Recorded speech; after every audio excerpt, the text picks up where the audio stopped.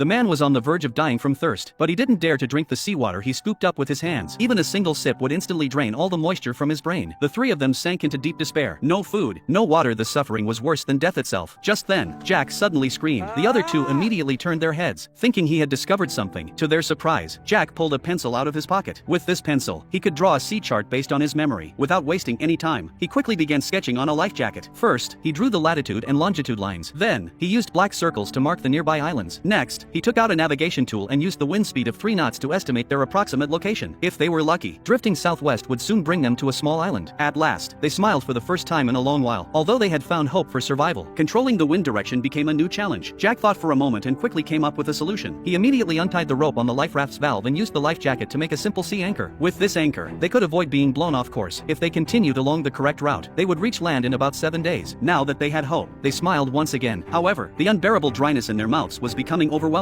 With no other options, the three of them began to pray, hoping for rain. Late that night, as if God had heard their prayers, rain started to pour down. Overjoyed, they hurriedly took out everything they could find to collect the water, afraid of losing even a single drop. Then, they opened their mouths wide and greedily drank. It was the first time in 5 days that they had tasted fresh water. With fresh water, they finally regained some strength. But the food problem remained unsolved. Tom had been fishing for a week, but not a single fish had taken the bait. Frustrated, Tom pulled out a small knife and angrily stabbed into the water. However, in the next second, he realized he had struck the life raft. Jack angrily scolded him for being an idiot. But then, suddenly, a huge force pulled on the knife. Only then did Tom realize he hadn't hit the raft. The next moment, he pulled up a shark. Seeing this, they immediately pressed down on the shark to prevent it from jumping back into the sea. Jack grabbed the knife and stabbed the shark fiercely. Only when they were sure it was truly dead did they finally let go. At last, the three of them were able to eat raw fish. After eating their fill, they stored the remaining fish meat in their socks. They planned to use it as bait for future fishing so they would never run out of food again. Then, they cleaned the bloody water from the raft and let it flow into the sea. However, they had no idea that this would bring them unexpected trouble. Not long after, a group of sharks, attracted by the scent of blood, began to swim toward them.